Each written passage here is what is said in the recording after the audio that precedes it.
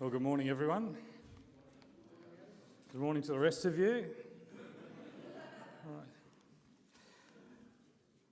I hope you slept well. We certainly did.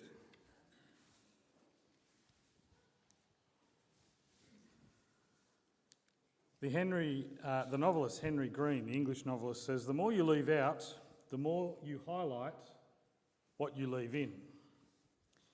Kim Adonisio, the American poet and novelist, says, "All artists' work is autobiographical. Any writer's work is a map of their psyche. You can really see what their concerns are, what their obsessions are, and what interests them." Lloyd Alexander, the American author, says, "All that writers can do is keep trying to say what is deepest in their hearts." Should it be any different for Moses, one of the greatest authors of the Bible, responsible for large tracts of the Holy Record? And when we turn to Moses' writings, to Genesis and Exodus and so on, what are we able to glean from those writings glean about Moses by the way that he writes? How can we come to appreciate him a little better? What in his writings may be, say, the map of his psyche, as Kim says, or reveals his concerns, obsessions and interests? Or what will we see in it that reveals about what is deepest in his heart? Now, we don't actually meet Moses, of course, until Exodus chapter 1 in the Bible. That's when he sort of pops up. But we've got, way before that, a whole lot of stuff in which we can kind of get to understand him, even before we meet him in Exodus chapter 1. We've got some 50 chapters of Genesis, about 1,555 verses. For the detail-oriented, that's about 32,046 words. That's more words than the books Animal Farm or Of Mice and Men, more than of Charlie and the Chocolate Factory. And it's about the same as The Lion and the Witch and the Wardrobe. So there's a fair volume of words there that we can draw from. And for me, the most remarkable thing about Moses, the writer, is really his impact on the entire biblical record. His themes, his allusions, his ideas that he introduces under his pen, they pervade throughout the entire Bible. And so themes and word pictures and key ideas and allusions of his, they're picked up on by other authors and carried throughout the scriptures. And so to understand him, to get to know who he is, it's helpful to understand how he thinks, and you can see that through his writings. And I think there's three outstanding characteristics to his writings, and we're just going to pick up and sort of run with these three in this first session. The first thing is his thoughts are very often thematic. In addition to that, they're not just sort of thematic ideas. What he places on top of the theme is often a rich image, a word picture. So themes accompanied by a rich imagery, and then what sits under that is underlined with kind of a very clever spiritual idea or spiritual purpose. I mean, one thing just to thematically repeat something, right? That's kind of an easy thing to do as an author, just repeat the same thing.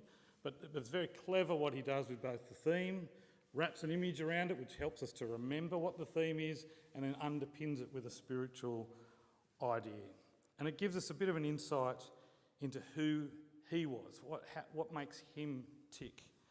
And so that's what we're going to commit ourselves to in this session. Now, of course, it's not a caveat, it's an obvious statement. I do understand the Bible is inspired. I do understand that though he was an author, holy men of God were moved by inspiration of God. But when we understand, as sort of in reading the Bible, that doesn't mean the author is divorced from the words, that you actually see a bit of the author, and it's most obvious to us when we look at Matthew, Mark, Luke and John, right? We understand that you start to see some of the styles, some of the ways of those authors think within their words. So John is very lofty, spiritual in his writing. You're obviously getting a bit of him through his writing style, though his words are inspired and, of course, from God. So you get to see the idiosyncrasies of the writer. In focusing on that, I'm not suggesting that the Bible is not inspired and the ultimate source is not God. So that's what we're going to do, look at a few themes. And the first theme we want to have observe is one of the greatest themes in the Bible, I think, and it starts with the earliest words in the Bible and it emerges over and over throughout. And we're going to pick it up in Exodus chapter 1. We started in Genesis chapter 50 because I think when you come to Exodus chapter 1, you've kind of got to be cognizant of the backstory that's going on. Of course, Jacob and his 70 descendants and Joseph entered into Egypt some 400 years ago before we read verse 1 of chapter 1 of Exodus. And I guess there's a question that I've often wondered, were they conscious of this being the beginning of a prophecy that God had earlier given to Abraham of 400 years of captivity? The prophecy was in Genesis 15. As the sun was going down, a deep sleep fell on Abram, and behold, dreadful and great darkness fell upon him. Then the Lord said to Abram, know for certain that your offspring will be sojourners in a land that is not theirs and will be servants there, and they will be afflicted for 400 years.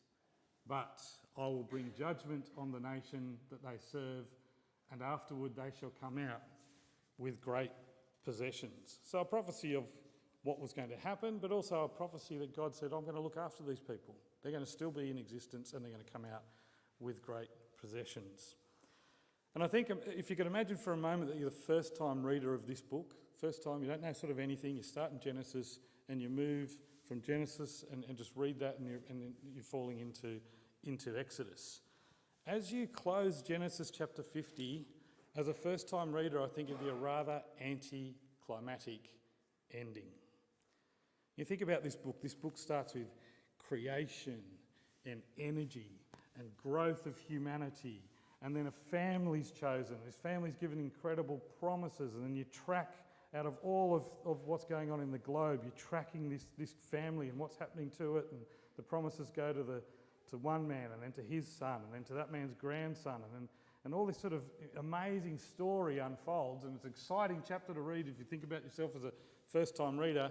And then this book finishes with a dead man in a box in a foreign nation. It's a pretty anticlimactic ending. This is the family of promise who have got this land of promise, and yet it's all anticlimactic. It doesn't happen. There's a dead man in a box in a foreign nation. And I think if you were the first time reader and you turn over to Exodus chapter 1 and you think, 400 years have now passed, logically you'd start to think, I wonder what's happened to that family. I've just read about this incredible promise and all this stuff that's going to happen to this family, 400-year gap. What on earth's happened to them? Is God still with them? He said he was going to be in Genesis chapter 15. What's going to happen over that 400 years? Will they still remember God? Will they assimilate it into that nation? Will they even be in existence? Will that promise to Abraham be respected? And this is what we find. But here's the answer to those kind of logical questions. But let me tell you about them. The people of Israel were fruitful and increased greatly. They multiplied and grew exceedingly strong, so that the land was filled with them. The growth of the nation is remarkable. It's hard to miss. It's not just like, they just survived. They made it. They were a small remnant in this kind of in this isolated other country. They were fruitful, they increased, and they filled the land.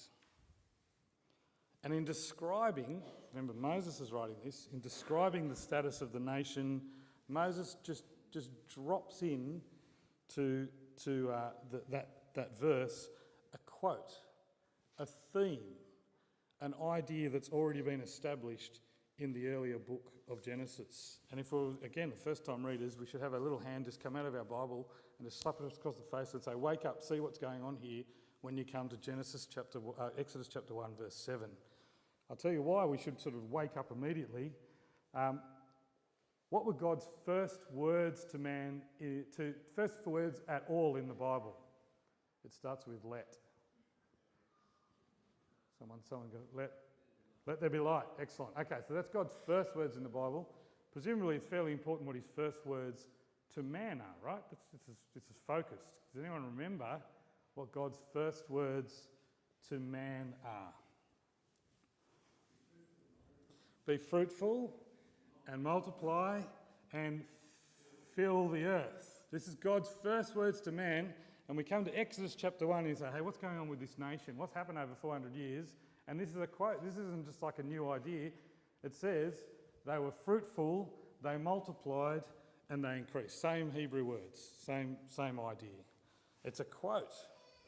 And so Moses is there picking up an idea, but this is not a one-off idea. This is in fact a thematic idea that we should already be well aware of by reading the preceding book of Genesis. It's a theme to tune into. I'll just quickly bounce you through that. So he says to mankind, beginning, be fruitful, multiply, increase. That kind of literally happens, and then all of a sudden Noah comes out of the ark, and after the rainbow covenant, God in Genesis chapter 9 says to Noah, guess what? Fruitful, multiply, and fill the earth. The promise to Abraham in Genesis 17, be fruitful and multiply. The promise to Jacob in Genesis 35, fruitful and multiply. And then this kind of continues on in other books. In Leviticus, God's promise to Israel in the wilderness is that he'll make them fruitful and to multiply and dwell with them.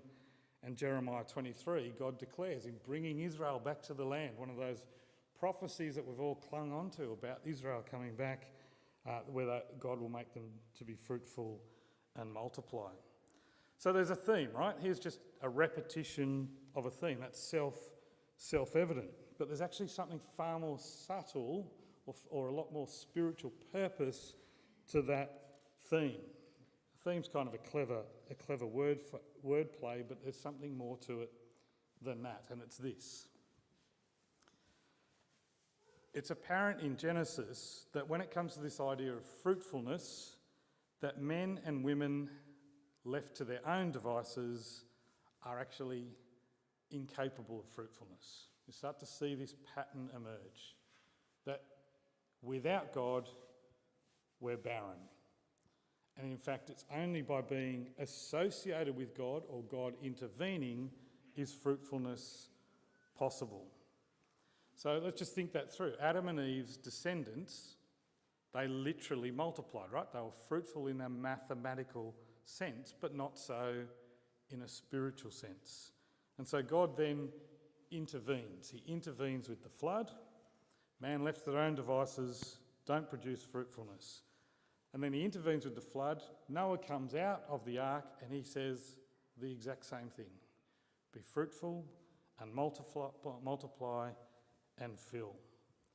So God intervenes, he selects, and of course we know from that record on, it's 2 chapters later, it's the Tower of Babel. We know that again, there's literal mathematical multiplication, but spiritual fruitfulness doesn't occur. And so God, again, he chooses kind of another way. He takes a man all the way from the east, he takes Abram, and he brings him all the way into the land. He gives him a promise, and he says, I'm going to make you to be fruitful and multiply and fill.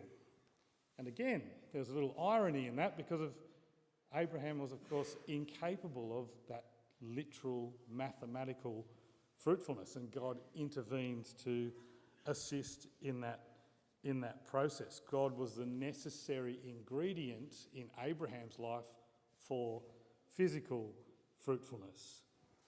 And then again, in another kind of little ironic situation, Jacob, who was very capable of fruitfulness, he's got all those kids and all those rotten kids and fighting family and all that kind of thing that was going on.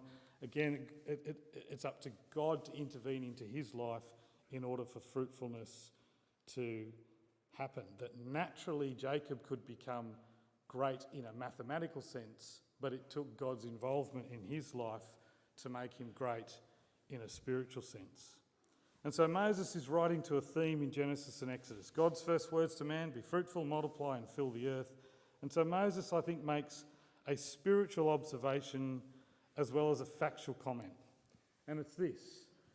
In Exodus chapter 1, verse 7, Moses is saying as an author, look, it's thanks to God's intervention here Because God intervened and looked after this nation, and only because of his intervention, that the people of Israel were fruitful, they multiplied, and they filled the earth.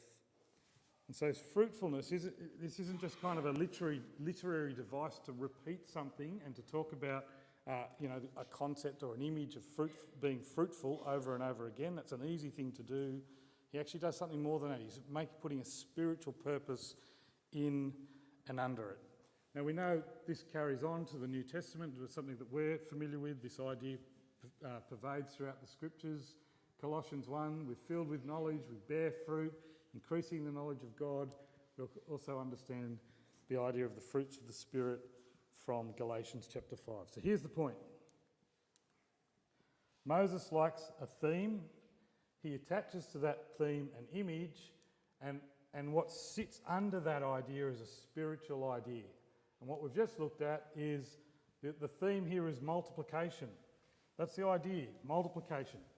How does that occur? And he could have chosen all sorts of images to apply to multiplication. He didn't need to choose fruitfulness. He could have chosen rabbits. He could have chosen a middle-aged man's girth. That seems to multiply pretty well by the time a man begins his middle ages. I should just cover that up, go back behind the rostrum here. But he could have chosen all sorts of different images, right, to attach to multiplication. But he chose fruitfulness. And of course, there's a spiritual point that sits all on this, and it's only possible, true fruitfulness is only possible by or with God. And you keep seeing, every time this comes up, you're seeing one or the other. It's either fruitfulness is spoken about in a poor way because there's an absence of God, or fruitfulness is spoken about in a positive way because there is the intervention or involvement of God. So he writes to a theme, he applies an image, and he rests it on a spiritual idea.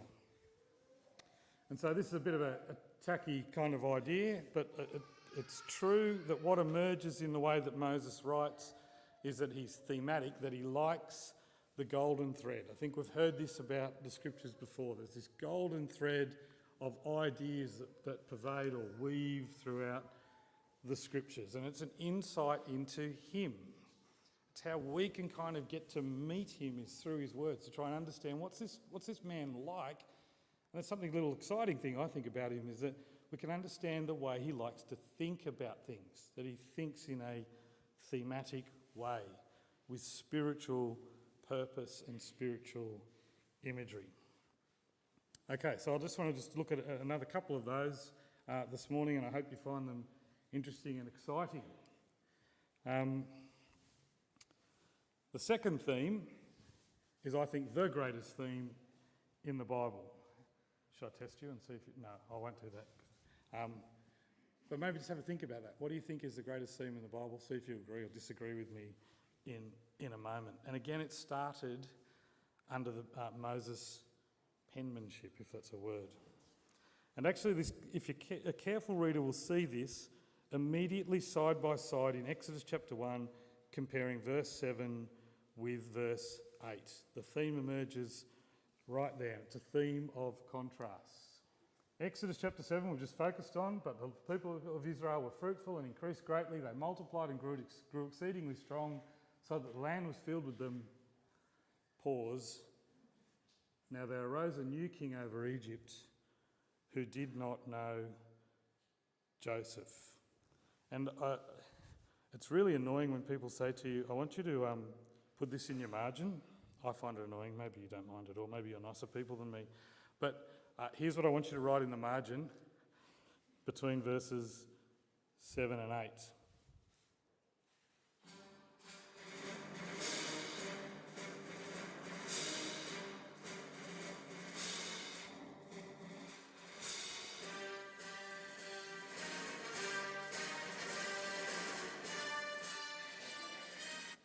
What's that? Who walked into the room? Yes, and who walked into the room then? Darth Vader. All right, awesome. Okay, did you get that? If you put it in your margin. What you're actually getting here, this is a picture of contrasts.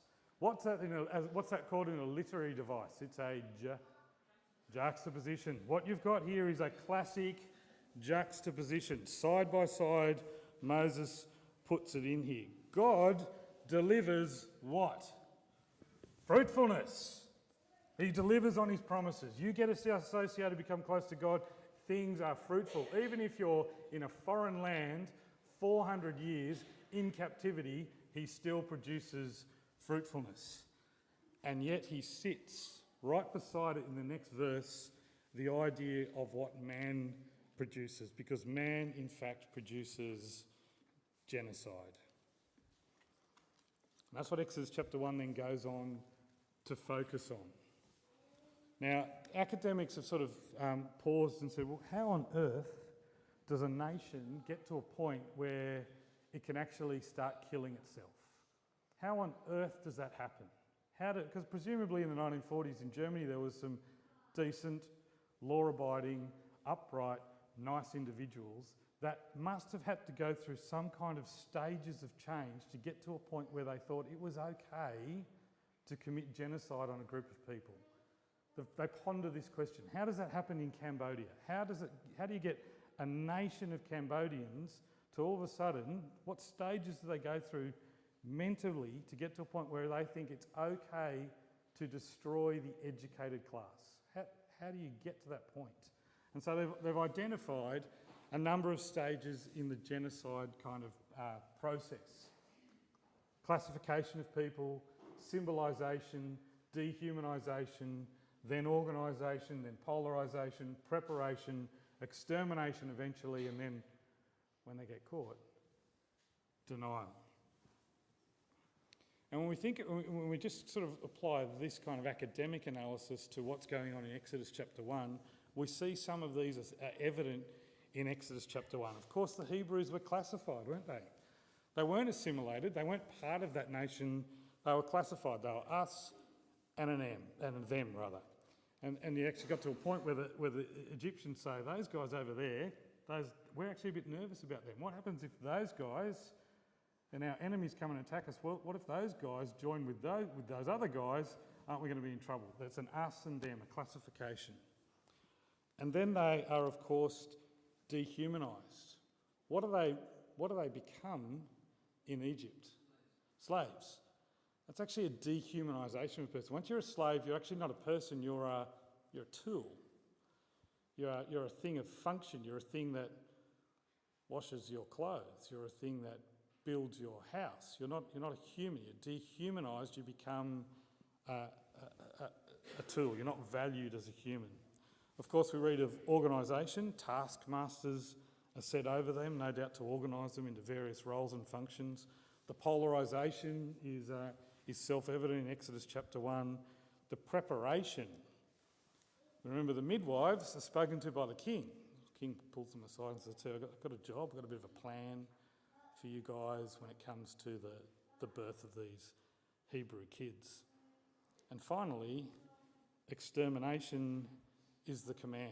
If you go about killing the sons of a nation, your plan is ultimately genocide. You're actually trying to stop that nation's future existence. And it's horrific to think in Exodus chapter 1 of the trials of those people of God. And that's why that image is up there, that horrible image. We know many of them from the Holocaust of the 40s.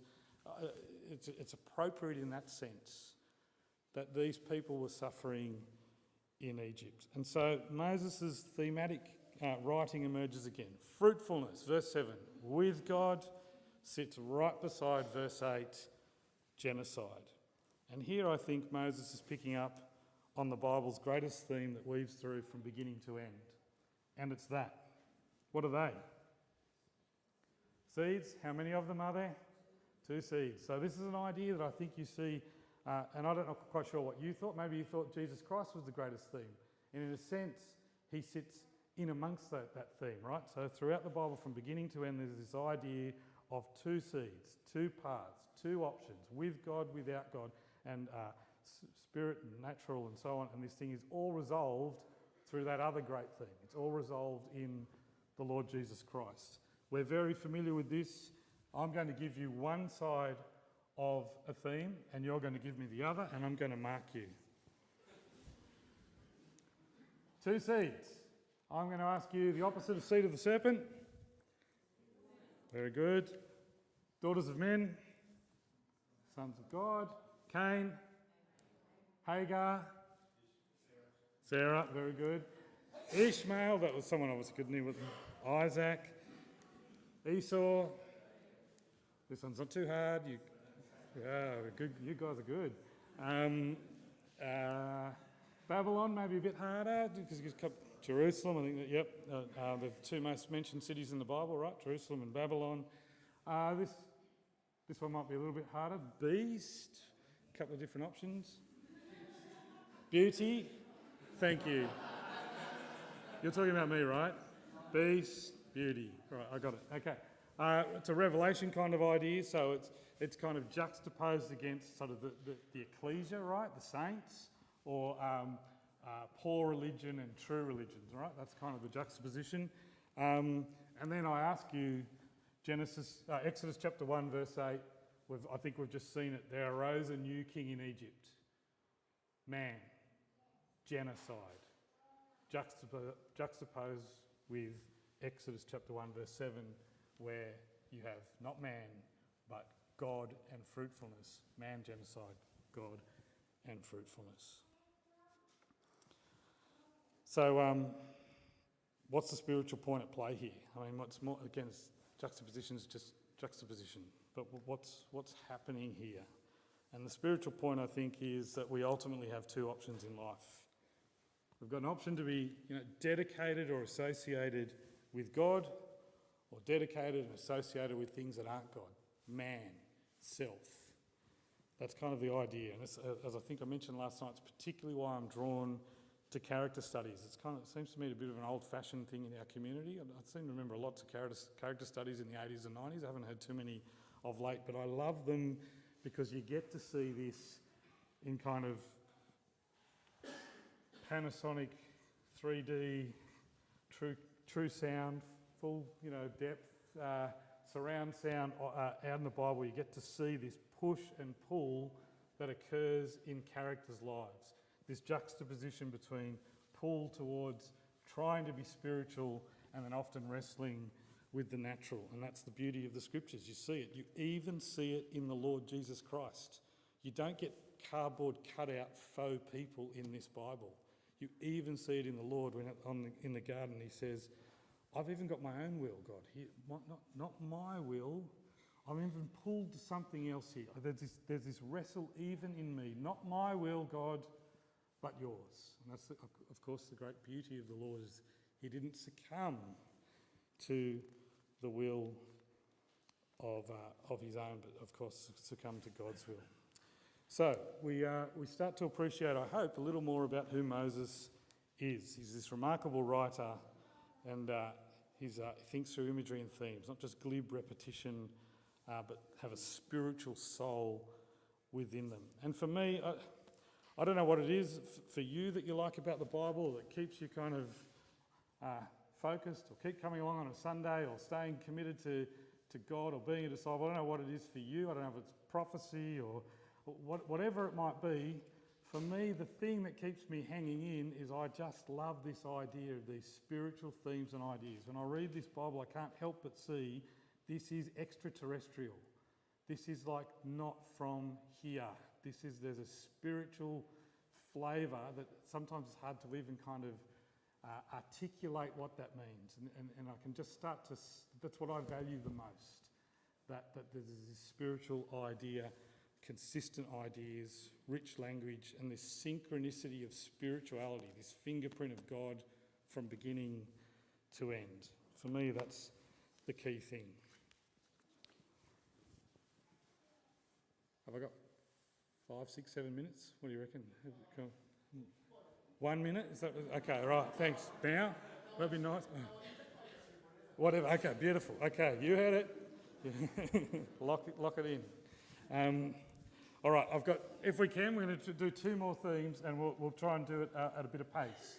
I wonder if you can just from that slide tell me what Moses' theme is there. Say again? Camping, yes. So what's that little thing called? And what might this be trying to represent over here? Pillar fire. I like that. I like that a lot. But no, thanks for playing. Bzz. Yeah, okay, all right. But how could you tell from that little thing anyway? So it's trying to represent a city, okay? So what we've got here is another thematic idea. City versus tents. And I just want to identify, this is kind of, again, a thematic idea that Moses pops into his book. Genesis chapter 11, the Tower of Babel. Good outcome? So good event or bad event? Bad event. Okay, because why? What are people doing in that event in the Tower of Babel? They say, let us make, do you remember what they say? Let's make a name for ourselves. But yes, it's all about their image. You're dead right, that's what it's about. Let us make a name for ourselves so that we'll build a tower so it reaches what? Up into the heavens. Like this is like just kind of arrogant self-interest, like humanity at its normal worst, right? This is let us kind of self-aggrandizement. So that's a bad outcome, and it's associated right there early on, Genesis chapter 11, with making a city, a place. Genesis 13, there's this progressive movement of Lot where he starts with, who's he's living with originally? Abraham in a, starts with T, tent, very good, you guys are great, getting there, wake up, more coffee. Starts in a tent, and then he looks into, and he sees what down there? He sees a well-watered plain, and then he starts making a move towards, slowly, and you get this progressive idea that he then sees the city, and you find himself camping, still in a tent, where? Outside the city. And then finally we find Lot in his next progressive step. Where is he? He is sitting in the gate, and he makes the full move from tent dwelling to Abraham, all the way through to living in the city. Good or bad outcome? Very good. Okay, so again, there's this kind of little parable that's going on in that. Genesis 25 is interesting because again, you've got another nice little juxtaposition there, where in Genesis chapter 25, Ishmael's descendants are described.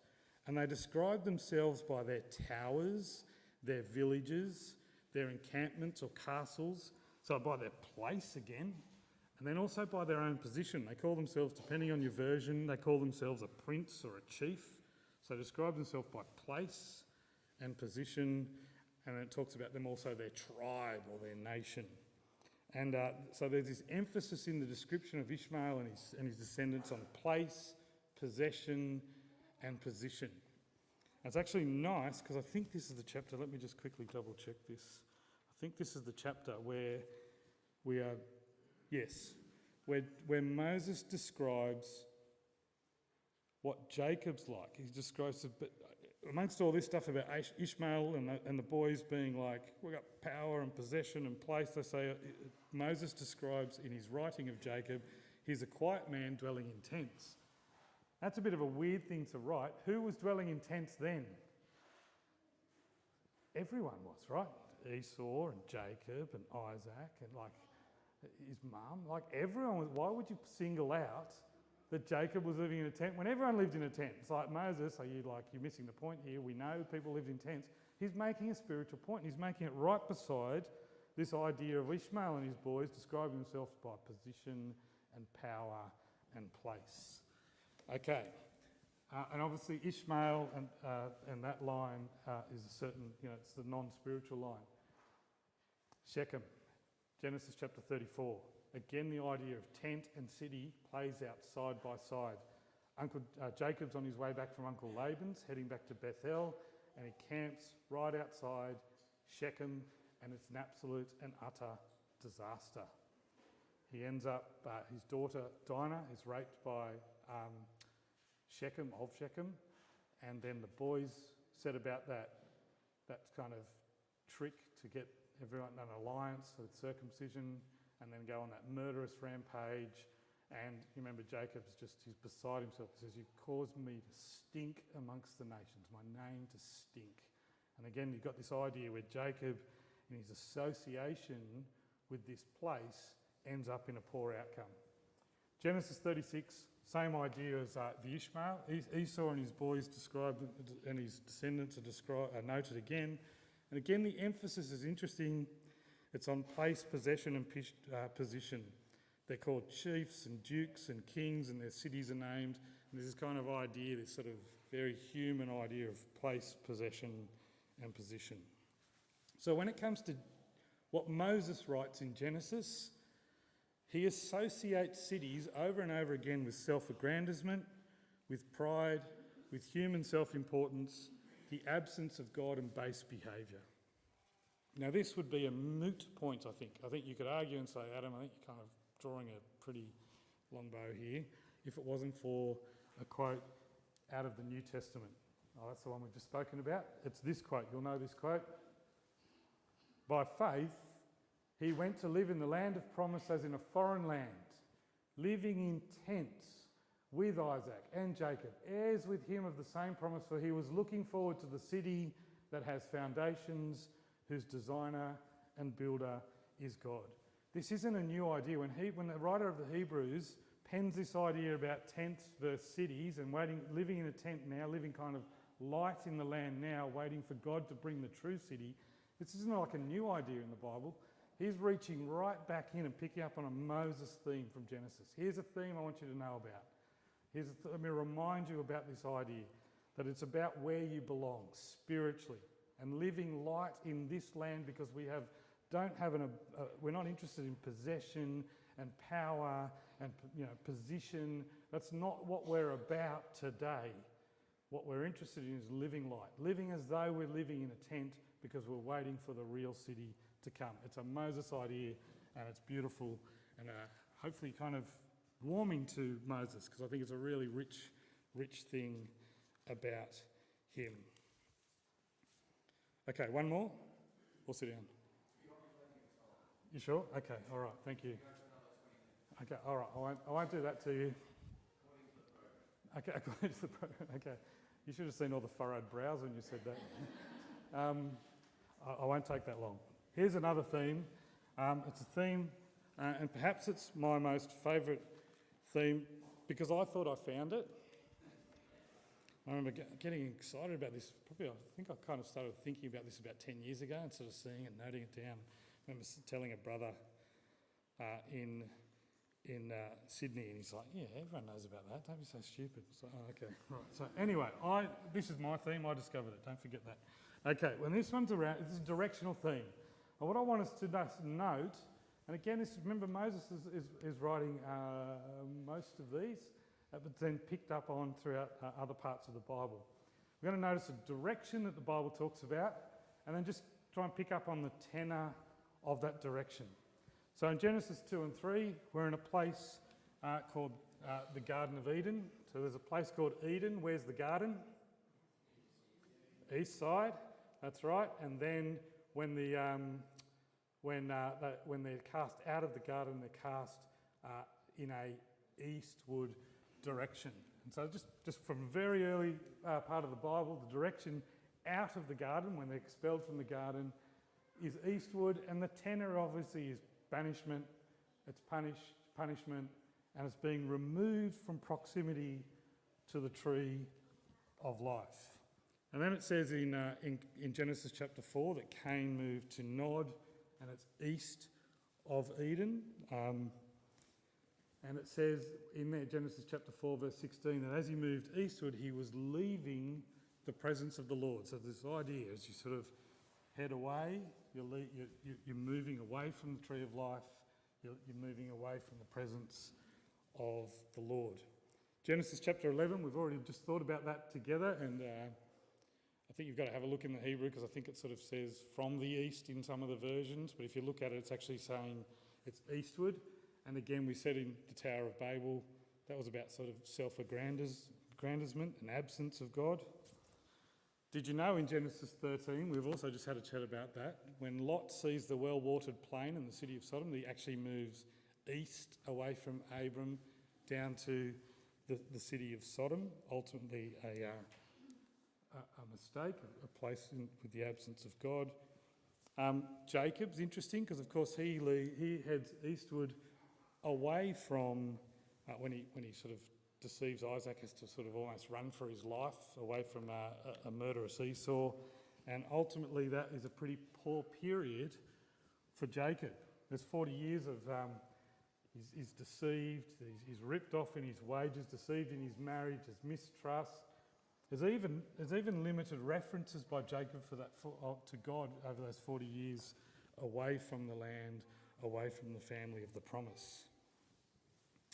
I really like this one in Joshua 22. In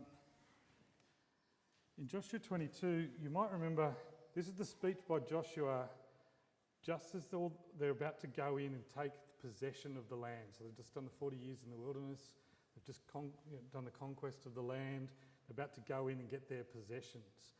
And he actually gives two speeches to one nation. So this is one nation that have just been travelling for 40 years together, and he splits the speeches. And he actually splits the speeches between 9.5 tribes and 2.5 tribes.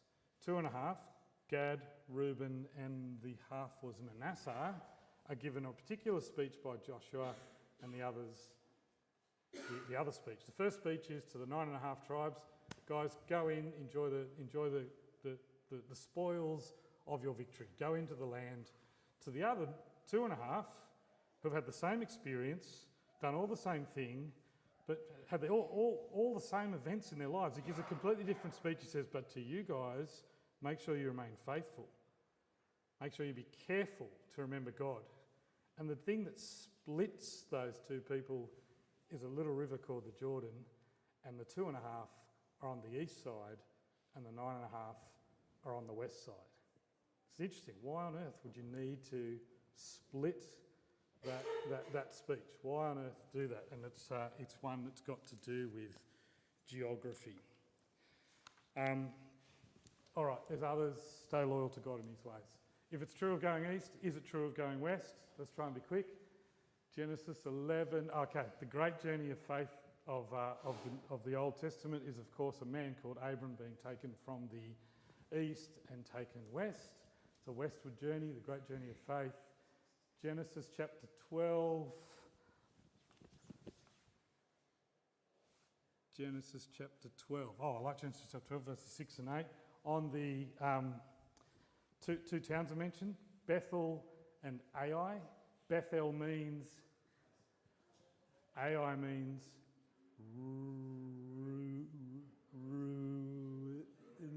got it? Far out. More coffee. House of God, ruin. Guess what's on the west? Guess which on the east? House of God, west, east, ruin. This is a little one. If I drove today from Cairo to Israel, what direction would I be travelling in? Northeast. But of course, when they enter the land, when they enter the promise, when they enter the rest, they actually travel in a westward direction into the land. Exodus is interesting. The arrangement of the tabernacle wasn't kind of just haphazard when it happened. When they pulled up camp, they set up camp, and they set up the tabernacle as a geographic arrangement. Can anyone remember what was at the western end of the tabernacle? Was it most? Did someone say? That's it. Most holy place at the western end. So the priest, when he walked in and walked toward every step towards God, towards the most holy place, was a westward step. What else have I got here? Ezekiel 43. I like this one. In Jerusalem today, this is a trick question. Be ready for it. Which gate on the ancient city is bricked up? It's a trick question. You've got a 50-50 chance here, guys. Just be bold, be strong.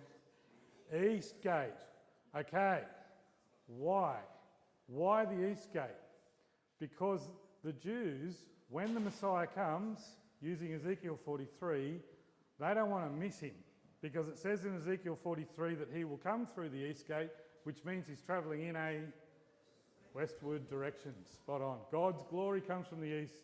Jesus returns through the east gate. Again, a lovely little theme to pick up on. And again, it's a theme of juxtaposition.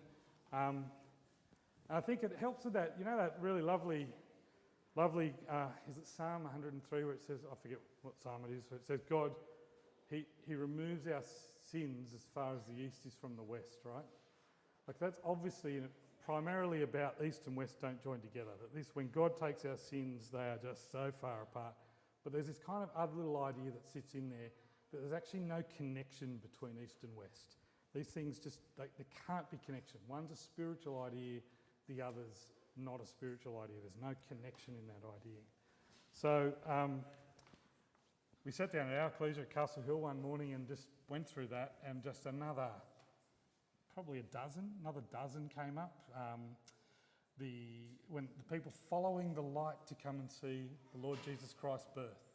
Men from the east following the star westward to the sun of God's birth. Just keeps coming up over and over in the Bible. So let's conclude.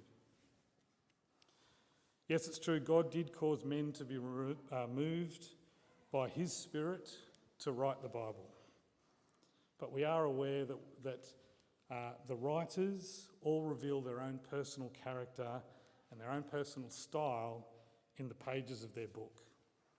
So I hope we've come to discover Moses a little more. This is the way we can come to discover him, to be drawn to him through his writing. We've got this opportunity to sort of connect with him in that sense. He is an extraordinary author, but perhaps more than just being a great author and having volumes of writing in this book of ours, he is relatable.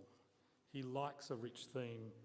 He's got a visual imagination. He's got a rich sort of imagery in his mind. It makes him human and relatable and touchable. And he's given us more than books of dry history. He's given us more than detailed facts and figures. He's given us more than sort of lists of family genealogies. His writing contains a thematic soul, a spiritual theme. And so do his words matter? Does it matter that he's done all this, that he's got all this kind of stuff? Deuteronomy 32 verse 46, Moses said to them, "Take to heart all the words by which I am warning you today, that you may command them to your children, that they may be careful to do all the words of this law. For it is no empty word for you, but your very life. And by this word you shall live long in the land that you are going over the Jordan to possess." What an author. Words of depth and weight, words with a spiritual soul. Do they matter? Well, they're not empty. They're our very life, and by them we can live long.